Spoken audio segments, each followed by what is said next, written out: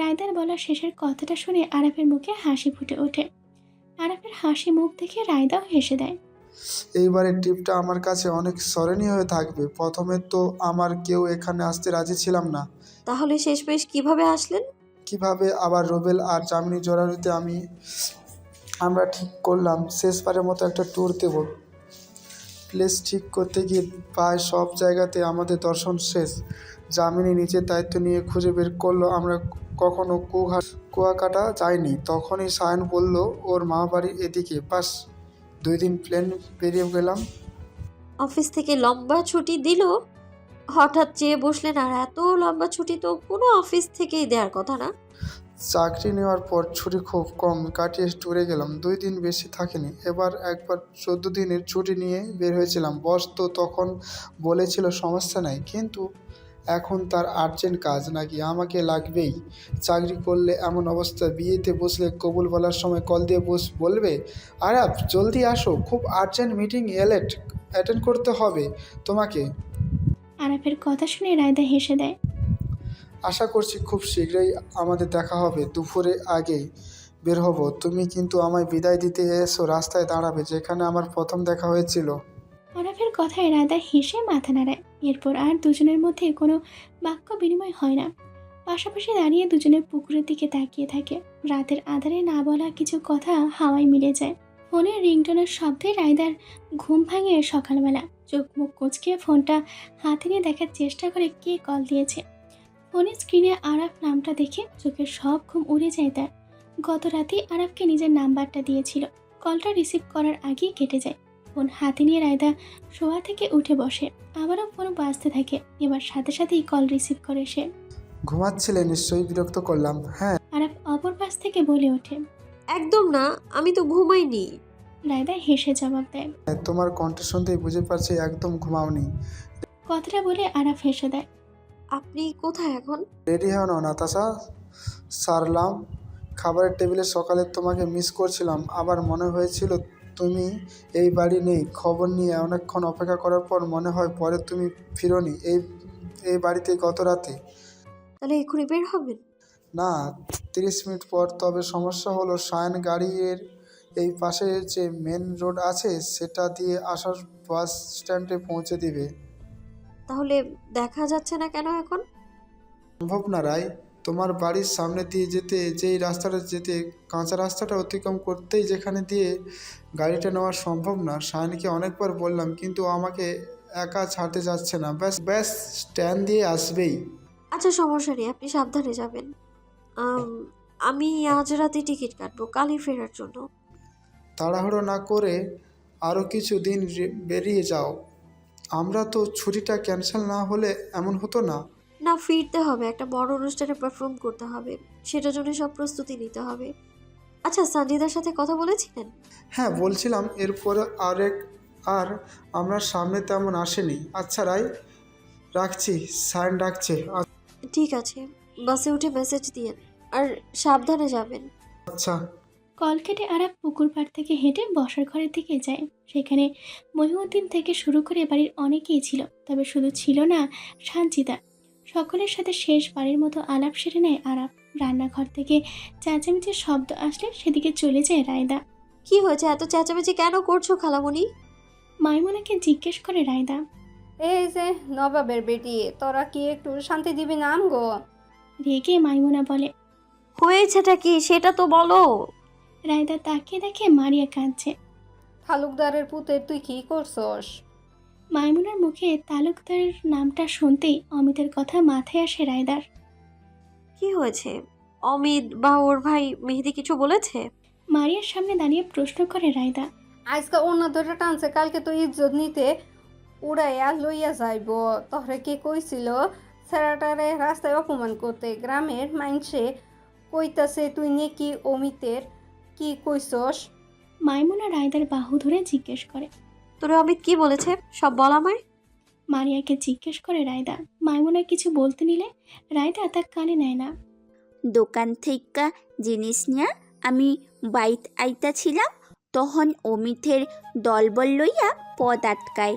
আমি আওয়া ধরলে আমার অন্যা ধইরা টান দেয় আর কইছে তোর বোনরে কইস পারলে আমারে আটকাইতে। আজকা ওন্না টান দিছি, কালকে তোরে টান দিয়া নিয়া যামু, তোর বইন কি করে দেখমু। মারিয়ার কথা শেষ হতেই রায়দা ঘরে গিয়ে জামা পাল্টে গায়ে একটা বড় সুতির ওড়না জড়িয়ে নেয়। মারিয়ার হাত ধরে বাড়ি থেকে বের হয় সে। মাইয়ারে লইয়া কই যাস এই সার মাইয়াডারে? মাইমুনা এসে পথ আটকে বলে। অমিতের কথাগুলোর জবাব দিতে চাই, আর তুমি আমার সামনে থেকে সরো খালামণি, না হলে খুব খারাপ হবে।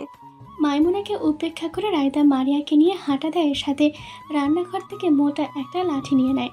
মোড়ের মুদির দোকানের সামনে যেতেই দেখে অমিত মেহেদির সাথে দুজন ছেলে বাইকের ওপর বসে বিড়ি টানছে আর মেয়েদের বাজে কথা বলছে। মারিয়ার হাতে ফোন দিয়ে রায়দা বলে ভিডিও করতে।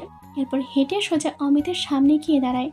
অমিতরা কিছু বোঝার আগেই রায়দা নিজের গায়ের ওড়না অমিতের হাতে ধরিয়ে দিয়ে হাতের লাঠিটা দিয়ে বাইকের হেডলাইট ভেঙে দেয়। মেহেদি আটকাতে আসলে লাঠি দিয়ে মেহেদির হাতে পায়ে বাড়ি দেয়। মানুষ একে একে ভিড় করে ফেলে পুরো জায়গাটা। সবাইকে একে অন্যকে খবর দিচ্ছে। খবর পেয়ে সাবিনা, আলিয়া বেগম, মাইমুনাও ছুটে আসে। বাকি ছেলে দুটো কিছু বলতে নিলে এত মানুষ দেখে অমিত তাদের আটকে দেয়। বাইক দুটোকে পিটিয়ে অবস্থা খারাপ করে দেয় রায়দা। কাজ শেষ করে অমিতের সামনে গিয়ে দাঁড়ায় সে। মিস্টার তালুকদার, আপনি কি ভেবেছেন ওড়না কেড়ে নিলে মেয়েরা দুর্বল? আমার সাথে সরাসরি ময়দানে নেমে মোকাবেলা করুন। এভাবে আমার ছোট বোনকে বিরক্ত করে কাপুরুষের পরিচয় দিয়েন না। অবশ্য যারা মেয়েদের রাস্তাঘাটে উত্তপ্ত করে তারা নিজেকে মহান পুরুষ ভাবে, তারা 1 নম্বরের কাপুরুষ। আর হ্যাঁ, এই যে ওড়নাটা আপনি গায়ে দিয়ে বউয়ের আঁচলের তলায় লুকিয়ে থাকুন, ঠিক আছে? কাপুরুষ কোথাকার। কথাগুলো বলে রায়দা মারিয়ার হাত ধরে সেখান থেকে চলে যায়। যারা সেখানে উপস্থিত ছিল সকলে রায়দাকে বাহবা দিতে থাকে। এমন সাহসিকতার জন্য অমিত হাতের ওড়নাটা মুড়িয়ে ছুঁড়ে দেয়। লজ্জে অপমানে সেখান থেকে চলে যায় সে। বাতাসের বেগে খবরটা চারিদিকে ছড়িয়ে যায়। হাওলাদার বাড়িতে খবরটা পৌঁছাতে বেশি সময় লাগে না। বাড়ি ফিরে রায়দা কারোর সাথে কথা না বলে গোসল সেরে রেডি হয় বিয়েতে যাওয়ার জন্য। জুম্মার পরে বিয়ের দাওয়াত খেতে যাবে। সাবিনা রায়দাকে নীল শাড়িটা পরিয়ে দেয়। মারিয়া আজকে শাড়ি পরেনি। লাগেজ থেকে উপহার পাওয়া চুড়িগুলো বের করে নীল আর সাদা রঙের চুড়ি মিলিয়ে 2 হাতে ভরে পরে নেয় রায়দা। সেজে গুছিয়ে মারিয়াকে সাথে নিয়ে চলে যায় বিয়েবাড়িতে। বিয়েবাড়িতে জামিনী, শ্রিয়া, সানজিদা আর রুবেলের সাথে দেখা হয়ে যায়। সকলে এক টেবিলেই খাওয়া সেরে নেয়। ফোন বের করে রায়দা দেখে আরাফ গাড়িতে উঠে মেসেজ দিয়েছিল। এরপর আর কোনো মেসেজ দেয়নি। আরাফের ভাবনা ফেলে বিয়েবাড়িতে জামিনী, শ্রেয়া, সানজিদা আর রুবেলের সাথে আড্ডা দিয়ে কাটে। আশেপাশের সায়নকে দেখতে না পেয়ে বুঝে নেয় সে আসেনি। বিকাল গড়িয়ে সন্ধ্যা নামতেই কনে বিদায় দেওয়া হয়।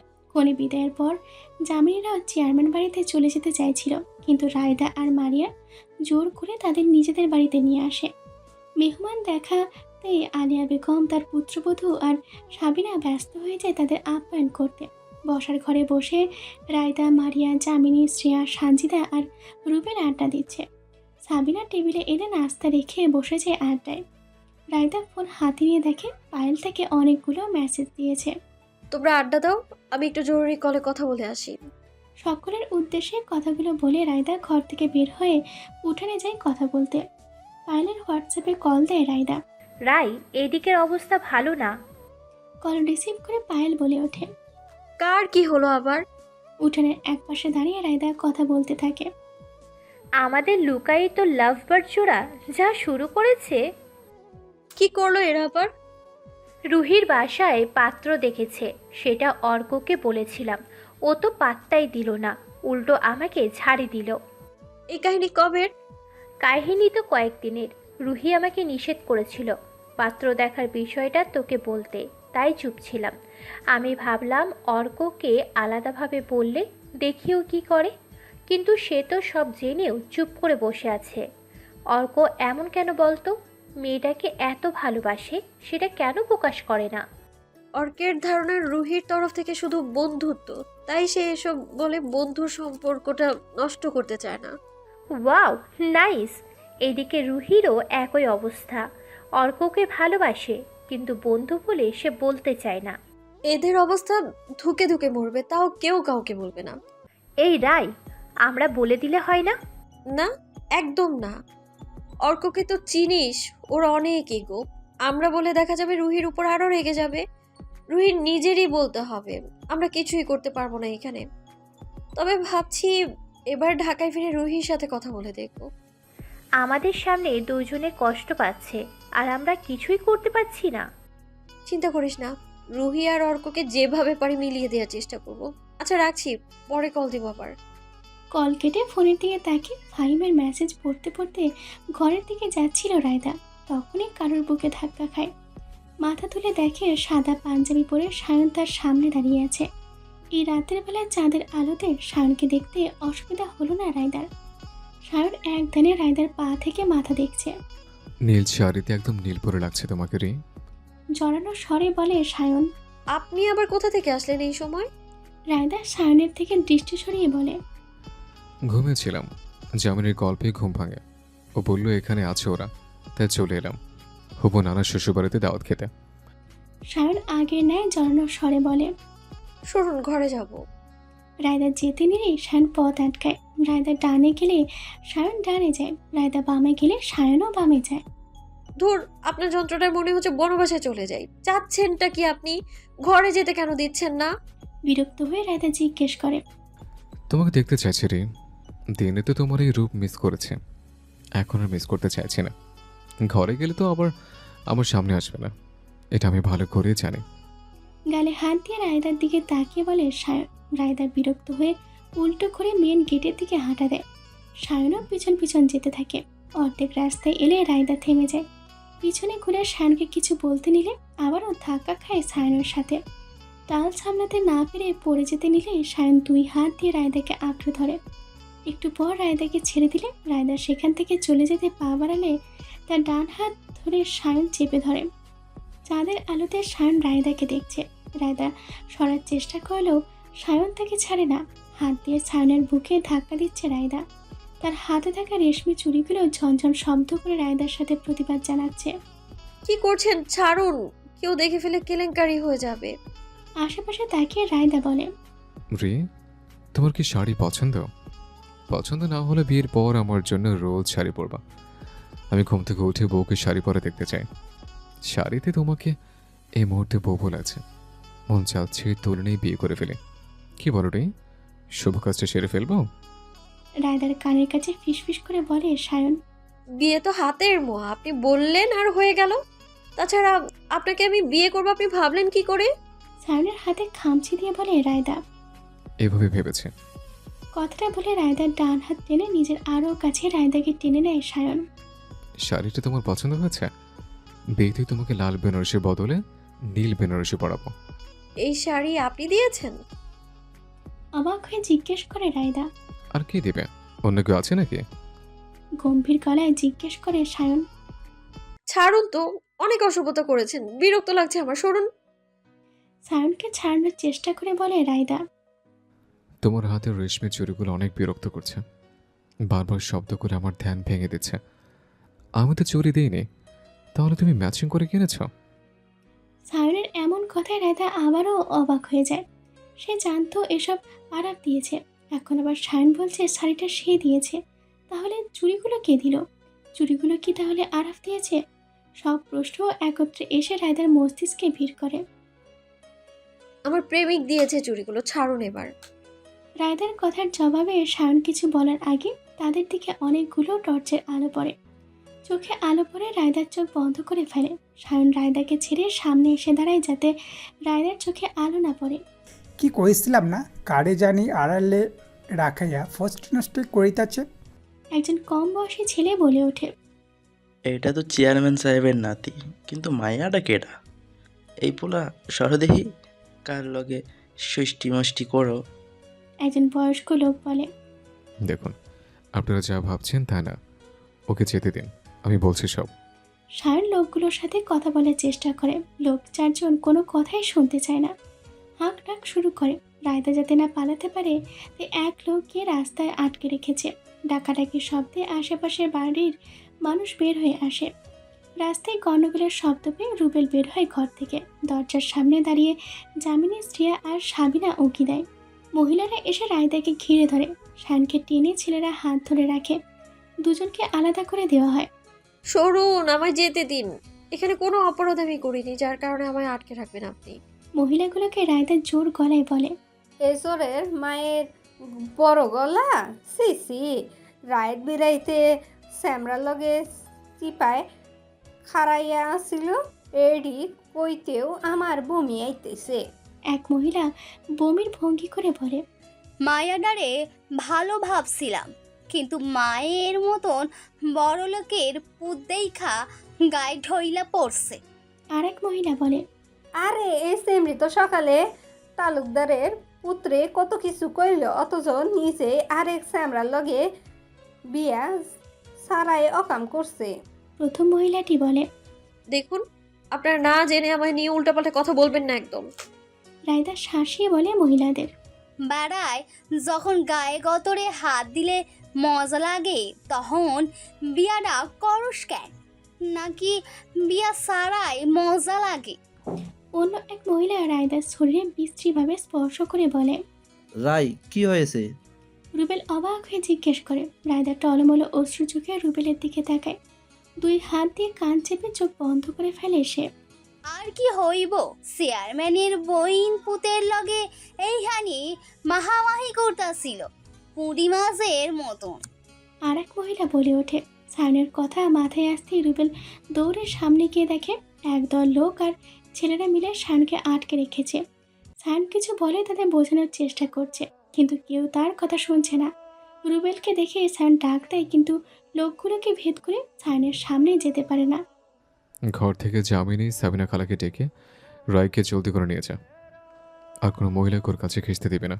সায়নের কথা মতন রুবেল দৌড়ে গিয়ে জামিনীকে ডাক দেয়। সব শুনে জামিনীর সাথে শ্রেয়া, সাবিনা, মারিয়া আসে। মহিলাগুলোকে সাবিনা ধমক দিয়ে সরিয়ে রায়দাকে বুকে আগলে ঘরে নিয়ে যায়। মাস্টার বাড়ি উঠানে মানুষ ভরে গেছে। একটা চেয়ারে সায়নকে বসিয়ে চারিদিক থেকে ছেলেরা ঘিরে দাঁড়িয়ে আছে। এসব বিষয়ে সায়নের একদম চিন্তা নেই। ও ভাবছে রায়দার কথা। রায়দার কি অবস্থা সেই খবর এখনও নিতে পারছে না সে। নিজের করা ভুলে রায়দা শাস্তি পাক, এটা সে কখনোই চায় না। রুমের মধ্যে জড়সড় হয়ে বসে আছে রায়দা, মুখ লুকিয়ে আছে সাবিনার বুকে। বাহিরে মহিলাদের বলা কথাগুলো রায়দাকে ভালো করে আঘাত করেছে। কারো কথাই এখন তার মাথায় আসছে না, শুধু ঘুরছে তখনকার মহিলাদের বলা সকল বিশ্রী কথাগুলো। সানজিদা, জামিনী, শ্রেয়া আর রায়দার ছোট মামার বউ রায়দার পাশে বসে আছে দরজা আটকে। আলিয়া বেগম আর মারিয়া বসার ঘরের সামনে দাঁড়িয়ে আছে যাতে কেউ না ঢুকতে পারে। মারিয়ার মা বসার ঘরে বসে তামাশা দেখছে। মিনিট বিশেক পর মহিউদ্দিন এলাকার মাতবর জামিল তালুকদার এসে উঠানে বসে। অমিত, মেহেদি ও এসে জামিল হয় তালুকদারের পিছনে দাঁড়ায়। জাহিদ এসে ছেলেদের সরে সায়নের পাশে দাঁড়ায়। রুবেল রায়দাদের ঘরের দরজার সামনে দাঁড়িয়ে আছে, তার পিছনে আলিয়া বেগম ও মারিয়া দাঁড়ানো। জামিল তালুকদার, কি হয়েছে ঘটনা? কেউ বিস্তৃত কন্ত? জামিল তালুকদার পান চিবোতে চিবোতে জিজ্ঞেস করে। আমি রাস্তা দিয়ে যাইতেছিলাম, তখন আড়ালের দেহি এই ভাই আর ওই আপা আকাম করতেছে। পরে রাস্তা দিয়ে এনারা যাইতেছিল, ওনাকেও ডাকিয়া আনি। এক ছেলে সামনে এসে দাঁড়িয়ে বলে, আমি আর কি কমু মহিনুদ্দিন, তোমার বোন তুমি বুঝো, মায়াডাও নাকি ভালা না হইল না। শুনলাম আজকে হুদাই পোলার হোন্ডার লাইট ভাঙছে। মাইয়া মানুষের এত তেজ ভালা না। পানের পিক ফেলে জামিল তালুকদার বলে, মামা, আমার কথাটা শোনো। সায়ন বলে ওঠে, এখানে আমি কারো মামা না, আমি চেয়ারম্যান যে আসছে এক অপরাধে বিচার করতে। মহিউদ্দিনের এমন কথায় সায়ন চুপ হয়ে যায়। পোলার লগে কে জানে শহরে মাইয়া এক একদিন। মেহেদি বলে ওঠে, এই মাইয়া তো আবিয়াইটা রাখা ঠিক হবে না, বিয়া দিয়া দেন। তবে কেউ আর এই নষ্টা মাইয়া বিয়া করব না। তবে আপনি কইলে মাইয়ার লইগা ওরে বিয়ে কইরা কামের ছেমড়ি বানাইয়া বাইত নিতাম। অমিত গলা ছেড়ে বলে। অমিতের কথা শুনে সায়ন তেরে আসে, তাকে জাহিদ সহ অন্য ছেলেরা আটকায়। ওহ চেয়ারম্যান সাহেব, ছেমড়িরে অমিতের লগে বিয়া দিয়া দেন, ভালা হইব। ভিড়ের মধ্যে কেউ একজন বলে।